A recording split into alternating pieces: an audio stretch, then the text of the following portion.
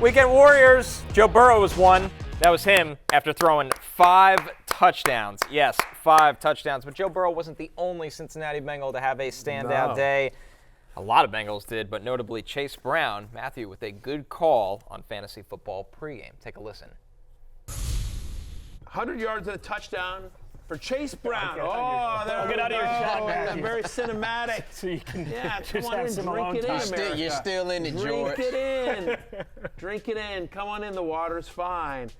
Chase Brown, no Zach Moss today. Should be a ton of work for Chase Brown against a Raiders defense that has allowed a touchdown to a running back in every single game this year except one. That may come into play later as well. But yes, Chase Brown, 100 yards from scrimmage and a touchdown today. Mark my words. All right. Bengals fantasy leaders against the Raiders, where everybody ate, including Joe Burrow and Chase Brown, but also Mike Gesicki with a 100-yard, 2-touchdown day, Matthew. Yeah, we talked about him, and we talked about him on Fantasy Football pregame about the numbers that he gets, the target share. Lawrence Jackson also brought him up as well in terms of when T. Higgins is out, Gesicki, in essence, becomes the second wide receiver for Joe Burrow. When he's been out, when T. Higgins has been out, he has a 19% target share, and so Gesicki, obviously, 500 and the 2 touchdowns. You see it there. Just really nice day at the office for him, and even his gritty has improved. They had people doing the gritty on Football Night in America. They asked me if I wanted to participate, and I, because I love you, America, said no. That's good. Yeah, we all appreciate it. You're thinking about the people. I'm always about the people. Yes. Yeah, 1,000%. No one needs to see that. No one needs to see that. You're looking out for the ratings. I'm looking out for everyone. There are things that my wife has to see because she's contractually obligated. You understand, legally required. I think they repealed those laws. But no. I saved America from that. But Gesicki, as long as Higgins is out, I think is very viable. I'll also say this: Chase Brown was so good in this game. Like, by the way, 32 total touches in this game. It's tied for the 3rd most by a running back in a game this season. Since week 4, he's the 4th best running back in fantasy. I don't know if Zach Moss gets any kind of significant role even when he comes back from injury. In the AFC North, also, Zay Flowers with the big day, Jay. Only 5 receptions, but 127 yards and 2 touchdowns. Yep, he's still going to be locked in with a solid role in this offense, even when Deontay Johnson gets a bit more ramped up now. He's probably not going to have wide receiver 1 ceiling that he might have had earlier, but still, I think every week you need to start Zay Flowers. Matthew, a slow start to the season for Courtland Sutton, but he's picked it up lately. 7 receptions, 10 targets, 122 yards against that brutal Ravens pass defense. Yeah, I mean, their offense has gotten better, obviously. Bo Nix is getting better, but that was the point. They were down. It was negative game script in a great matchup, meaning great matchup fantasy-wise because the secondary is so bad. They're at Kansas City next week, then home to Atlanta, at Las Vegas, home to Cleveland. So it's a mixed bag. I think Courtland Sutton is more matchup dependent. Not going to love him on the road at the Chiefs next week. But I do think there are going to be weeks where he's very viable. He's very quietly had at least 15 fantasy points in 4 of the last 6. Second straight game with at least 100 receiving yards after, as you pointed out, weeks 1 through 7, none.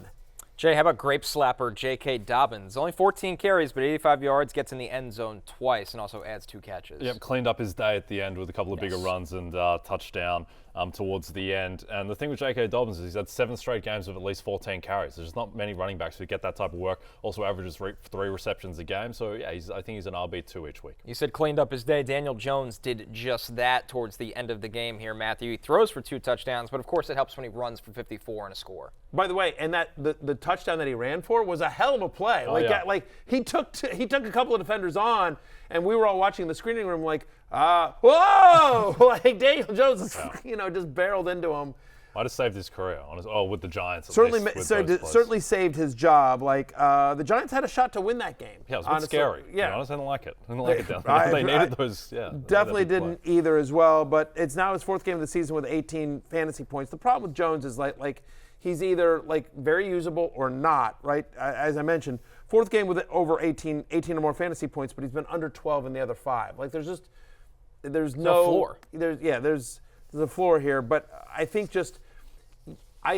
he brings a level of competence at least to this offense, right? Where Tyrone Tracy and Malik Neighbors will continue to get better and get used more. And so, nice day for Daniel Jones at the office and against my Commanders. All right, over to Sunday Scaries where, sorry, Matthew, tough day for ride or die Kyler Murray. He didn't throw for any touchdowns, and he only had 2 carries for 6 yards. I was there, right? I was just like, because people have been bitching, and I'm like, going into the week, he was the 8th best quarterback in fantasy.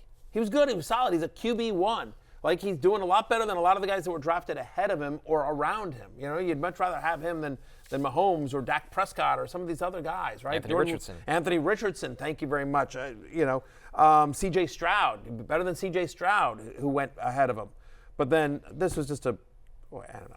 He didn't. The problem is that Arizona was so effective running the ball, right? They just ran like crazy, and so He played fine, actually. It's just, the touchdowns weren't there. Better days are ahead for Kyler Murray, fantasy and a real-life fight. They won the game. They're 5-4. Yep. No red flags to me about Kyler Murray. He'll have games where he produces. He played well NFL-wise, to your point. Jordan Love, rough game, tough conditions against the Lions defense that showed more than I expected. He's got the bye now to heal from that groin injury. Not worried about Jordan Love. He'll be fine. DJ Moore, tough day at the office. He just got sunk by that Bears offense, which really struggled. Nick Chubb, 15 for 39, 1 reception for -4 yards. Just worried that offensive line, which we thought might be a bit better, struggling. He doesn't look fully back, but he will build in the second half of the season. And then the Mark Andrews show, 2 for 26.